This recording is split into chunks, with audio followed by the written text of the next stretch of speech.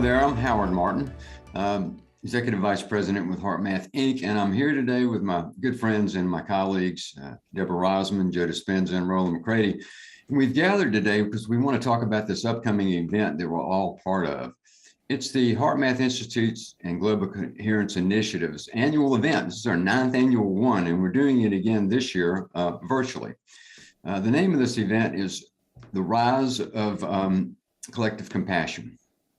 And we wanted to get together today and just have a little dialogue and talk about what collective compassion means to us and why we think it's important, especially at this time in history. And we'll talk a little bit about what we're going to do in the event itself. So with that sort of overarching question, Joe, Deborah, Roland, let's talk a little bit about why we think collective compassion is important, especially right now. I can say from my heart, the power of the collective is what's going to make a choice of where humanity is headed, as well as us individually. And I'm excited about the power of the collective because from the heart, if we add compassion and infuse that into the collective, it's going to lift us to really see new possibilities and new solutions. And throughout nature, the collective is what's created higher organization. So the opportunity for us individually and collectively to come together and create something new for ourselves and each other is what I'm excited about. Excellent. I'll jump in here. We have been partnering with the HeartMath Institute now for over 10 years doing research at our events. And, one of the interesting experiments that we're doing working with Roland is that I believe that collective networks of observers determine reality. And information is such a valuable thing for people to place their attention on. And what I think the strongest thing is that people need to remember is that we're wired for compassion. We are actually wired for kindness. We're actually wired to cooperate and to collaborate. And as everybody knows that studies the HeartMath work, it's living in stress and living in survival that actually diminishes energy in the heart as well as in the brain. And that's when we feel separate. That's when we feel disconnected. And our efforts then, when we are living in survival, is really just about the self. It's self-preservation. So elevated emotions that HeartMath seems to have studied so well, and we have actually studied as well also, actually activate prosocial networks in the brain. And those prosocial networks in the brain cause us to want to gather. They cause us to want to, commune and to connect. And we want to move towards one another. And at the same exact time that we're interested in moving towards one another, there's a greater presence and a greater awareness of the moment when we're in appreciation, and we actually believe in our future and believe in our dreams. And so the tribe, the community, the collective then tends to inform one another properly. They tend to honor one another. They tend to care for one another. They tend to trust one another. They tend to help one another. They tend to heal one another, and they tend to shine for one another. So others that are in the tribe can shine, to show that it is actually possible. So if you were to ask me what I believe in terms of the future, I believe the future is community. And I also believe that people are beginning to realize, no matter where I travel around the world, that it's not no government, no healthcare plan. People are starting to realize that many religions give them quite a sense of false hope. And so what are we left with? We're left with either learning how to self-sustain, self-regulate, and take care of ourselves, and then how to take care of one another. And when we're not in survival, we are wired for compassion. And there's an empathy that takes place in a tribe, in a collective, when we tend to contribute to the healing of another person and we celebrate their healing. It's actually the gratitude that we're receiving from giving that strengthens those prosocial networks to enhance or to cause a community to bond. And so when we do our experiments, along with the help of Roland, and we look at random event generators, when we do healings on one another, and Roland has seen the data, it suggests that random events are no longer random, and they tend to be more intentional, that collective networks of observers, and we're studying this, is not the number of people or the amount of energy, but it's the most coherent signal that seems to produce the most effects in the material world. And if we understand that we actually are wired for compassion and empathy, and we can actually learn how to self-regulate and shorten the refractory period of our emotions, well, then the tribe will tend to stick together and not be divided. And I think that's the future. Well said, Joe. I really like the way you put that. Really rings true in my heart. And actually, just also want to do a shout out to you and what we're doing together, because I think we really are working together to bring in the seeds, if you will, of a whole new generation of the kind of research that not only helps bring people together and open hearts and increase compassion, but actually how we can test that and how it's really affecting not only others, because we're seeing that as well, certainly in the work we're doing with you in your events. It actually connects people physiologically. We're seeing synchronization as we open our hearts and become more passionate. The tribe or the group, as you're talking about. And as people become more literally in sync with each other, through our physiological rhythms, I think that's also a big factor in promoting pro-social behavior and the compassion that we're seeing. And it's fantastic that we're doing some of the preliminary work with the new Global Consciousness Project that we're the new home for, to really see that it's really about how coherent are we more than the numbers, that it is affecting a measurable field effect.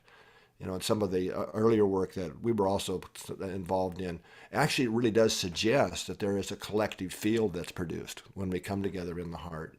And I tend to think of that as a giant group battery that we have to draw from. So we might be having a tough day or something, but if we are part of that, really energetically connected as that collective, it's like an extra energy source for us to draw on that we don't have if we're separated, and really not connected with our own self and others.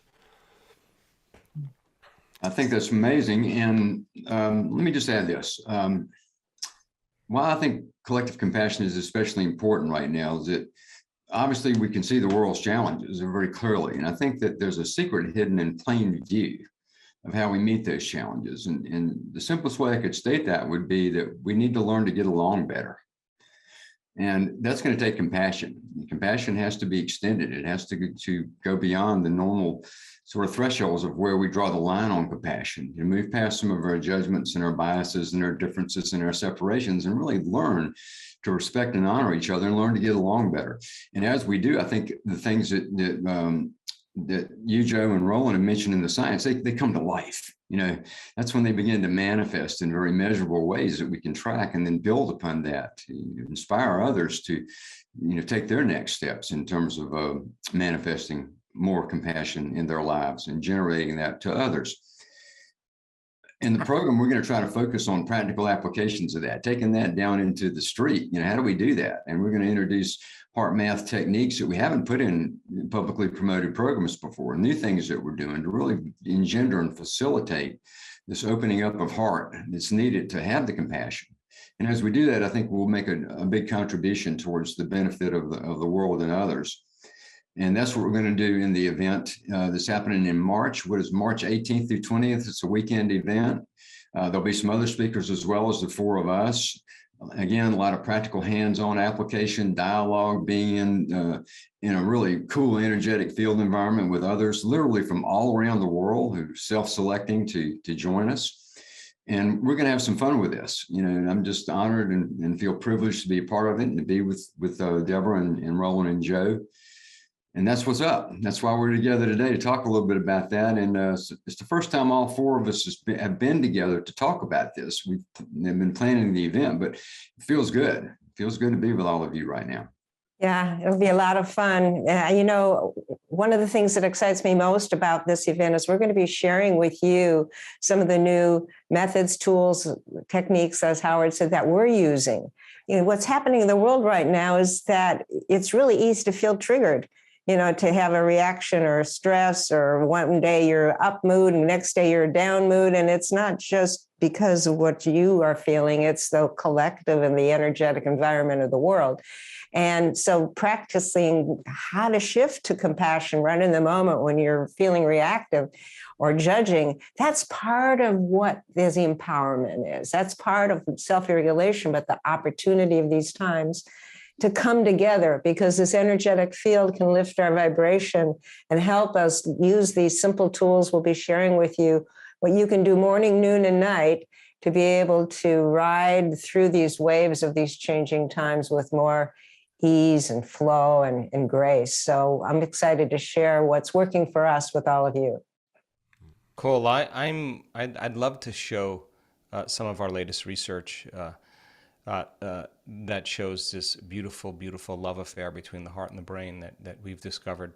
Roland kind of planted the seed in and started the process, and I want to suggest to people, based on some of the research and data that I show, that there are other ways that I would suggest that HeartMath could work from our studies that would be beneficial to them, and they could be the beneficiaries of. That really caused me to really pause for a moment and really realize how powerful self-regulation really is. And I think, I always say that when it's the hardest to do is when it matters the most, and that's a defining moment, in eternity. And you're either, based on our data, we see that when the heart and the brain are coherent, the best way that we describe that is relaxed and awake. And relaxed and awake is much better than stressed and in a program. And that kind of state of relaxation and awareness is really the present moment, and that's where possibility exists. And so I want to show some of the research that we've done. I want to suggest some reasons why we've seen some profound healings that have taken place across the board. I want to stretch your minds just a little bit to see what actually connection looks like. And we have some really great data to show the effects of when people really do finally connect. The information that takes place in their blood, the information that takes place in their gene expression, the amplitudes of energy that exist in their heart, and the amount of order and the amount of synchronization and resonance that takes place in the brain when a person has that elegant moment of a transcendental experience in it. And it has to start in the heart, and that's what seems to begin to cause the whole organism to begin to move into that place. So I'd love to show some of that data, and hopefully people can see it from another way. I'm really looking forward to that. I know we haven't talked a lot about yet what you are going to talk about, and you're one of our obviously featured speakers. But also, I'm really looking forward to seeing what you do share with us. Me too. How all this comes together with what each of us specializes in to facilitate a wholeness, I think is going to be really exciting. In addition to the practical applications and the tools and techniques and the things that we're going to share and all that, science is going to be a big part of this program. And Roland, every year when we do this, I'm around HeartMath all the time, obviously, and I get pieces of the science as it unfolds. But then when you put it together in these global coherence events that we've been doing annually, it all comes together sort of in a new way when I see the progression of research that's been going on. What are some of the things that you're going to talk about this year? Well, I don't want to give too much away, but one of the things, as I kind of mentioned earlier, there really is a new generation of work that will enable us to do a lot of neat new things in terms of how we're really interconnected. And part of what we're doing now, we've been putting a lot of work in the last couple of years that we are really ready to launch really at this event, is the Global Consciousness Project, which Dr. Nelson, who's one of our speakers as well, is really handing over to us. We're becoming the new home for that and developing a whole new generation of that system. But we're also launching officially now a global tree monitoring project. So we're able to look at other living systems, not just physical devices like the random number generator network, which we know responds most to compassion when large numbers of people are coherent and compassionate. And combined with that, with the system we've already have around the world, the Global Coherence Monitoring System, which is monitoring the magnetic rhythms of the Earth, really gives us a new lens by bringing all of these together to really see and study how what we feed the field, as we like to say, when we are more compassionate and vibrating at a higher vibrational state, how those radiations really are affecting other physical and living systems and each other, obviously, as well. So it's a neat thing here we're able to bring together for the first time under one roof, so to speak. So I'll be talking some about that and how that's all unfolding, and actually be inviting all of you who are at the event to become citizen scientists and really get involved in a very practical way with what we're doing in these new projects. That's wonderful. It's going to be great. And I think that for all four of us, I'll speak for all four of us, we can certainly add to that, is that the reason for doing this is to try to provide that uplift in the human spirit that we all need right now. It's coming from care and it's coming from compassion. For let's try to do what we can individually to improve our lives, but collectively to help usher in this era of high-speed change with more poise and more grace, more love and more care. And that's the real motivator for me of being a part of this and doing this. And I hope that you, the person that's taking your time and giving your attention right now to listening to us, will consider, joining us for this at this important time in global history. Any other comments or things you guys like to make before we end our little dialogue today? And look forward to the event in March. I think one thing is, and besides us presenting, the opportunity for people to connect and share what they're experiencing, as well as home play, so to speak, practicing what you're going to learn in the evenings and in the mornings, creating a total experience and connections with each other as well. We're trying to create a power of the collective event that will have different aspects of it to really, in that event, raise collective consciousness energetically. And consciousness is awareness, and awareness is becoming aware of possibilities. It's becoming conscious and paying attention to new possibilities. And what an amazing time in history when an emergent consciousness. Emergence is such a fascinating idea in biology because it's organisms behaving the same way. And I think that elevated emotions and compassion are the things that actually unify the species of human beings. And so for me, just really, really just happy to contribute. I think what you said, Joe, earlier, a comment, I'll just make that and turn it over to Roland, but you talked about community, being where things were moving towards community. And I hope that this event creates that sense of feeling in community amongst all the people that are going to be there, that will engender that and see that unfold, see that evolve as we go through the process over the weekend, so that people feel a new sense of community and connection with one another. And I think it's a great underlying theme that we all need to be considering as we do this event together. Right. I just want to just say one more thing about that, and that is, when we become aware that it is actually possible that when you heal your heart, you heal your body, or you heal your life, that you can actually reduce trauma that's been registered in the brain for so long, and the heart informs the brain that the trauma is over. Once people really see what the effects produce, and my interest is to show those biological changes, so people understand the what and the why. And when you become aware of that 4-minute mile, that it's actually being used to a greater degree and to a greater measure. That information that's shared amongst the community, that's shared amongst the collective, is actually now represented as a possibility that everybody can achieve. And so we step out of the pharmaceutical paradigm, we step out of the consumerism paradigm, we step out of so many of the paradigms that caused us to be so reliant on so many things outside of us, are really to change our internal state. And the side effect of a true change is a change. And so nothing changes in our life until we change. And the examples of truth that I hopefully can present to people will inspire them to realize they can actually have that experience themselves.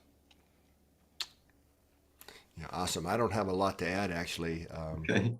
In that, one of the promises I've always made for, what is this, our 9th event that we've done this? 9 times. Is always, I kind of save a lot of our newer findings and research for this event. This is kind of our annual way of really talking about the new research we have been doing.